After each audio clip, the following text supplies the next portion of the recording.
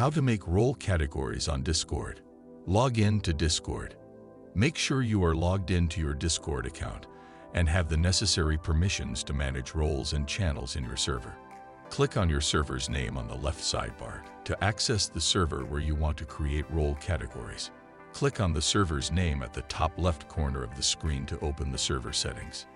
In the server settings, navigate to the Roles tab on the left-hand menu.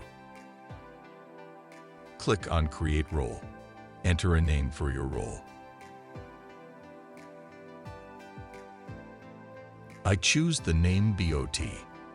Now I want to make it first in the list. So I select it and make it first. Select Save Changes.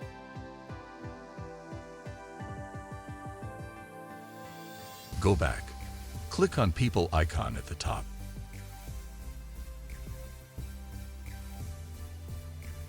Select the person for role. Now add role to the person.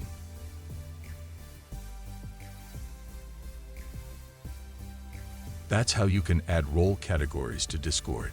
That's all from today. If you enjoyed this video, don't forget to hit that subscribe button and ring the notification bell so you never miss an upload.